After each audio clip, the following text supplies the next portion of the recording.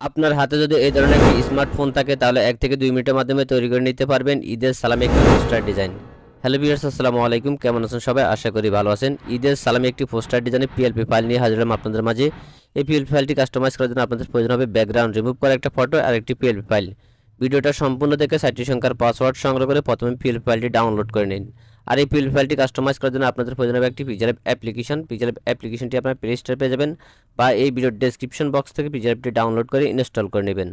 Well, এখন আমি আপনাদেরকে দেখিয়ে দেবো কীভাবে আপনারা পিএলপি ফাইলটি পিকচার অ্যাপে ইনপুট করবেন, কাস্টমাইজ করবেন।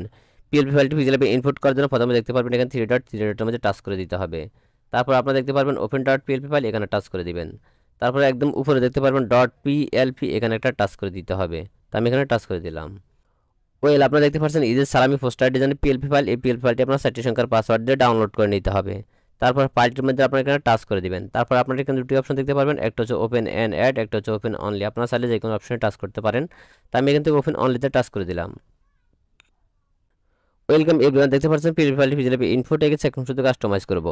তো আমরা এখানে দেখতে পাচ্ছেন রুনা আক্তার দিয়েছি, আমরা নামটাকে পরিবর্তন করতে পারবো। চাইলে আমরা এখান থেকে লেখাগুলো পরিবর্তন করতে পারবো, চাইলে আমরা এখান থেকে টাকার অঙ্কটাও পরিবর্তন করতে পারবো। তো টাকা পরিবর্তন করতে হলে অবশ্যই আপনারা যে টাকাগুলো দেবেন টাকাগুলো ফটো তুলে নেবেন, ফটো তুলে পিএনজি করে নেবেন, পিএনজি করে তারপর এখানে বসাই দিবেন।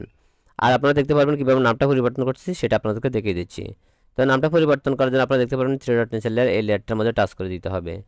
তারপর আপনারা এখান থেকে নামটাকে খুঁজে বের করবেন। তো আমি এখান থেকে রুনা আক্তার নামটা খুঁজে বের করলাম। তারপর আমি এখান থেকে পিন আইকনে ক্লিক করলাম, আবার পিন আইকনে টাচ করে দেবো।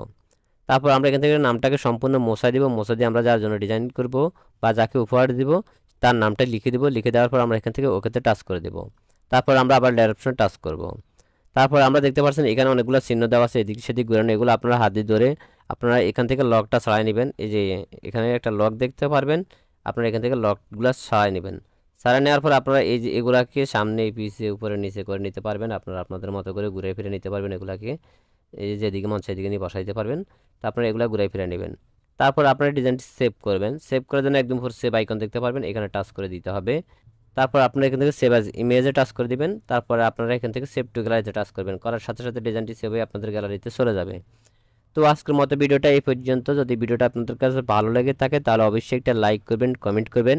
আর আপনি যদি আমার চ্যানেল নতুন দর্শক হয়ে থাকেন তাহলে অবশ্যই চ্যানেলটি সাবস্ক্রাইব করে রাখবেন। আর এই ডিজাইনটি করতে আপনাদের যদি কোথাও কোনো সমস্যা হয়ে থাকে তাহলে অবশ্যই আপনারা আমাদের টেলিগ্রাম গ্রুপ আছে, হোয়াটসঅ্যাপ গ্রুপ আছে, সেখানে জয়েন্ট হয়ে আপনাদের সমস্যাগুলো সমাধান করে নেবেন। আল্লাহ হাফেজ।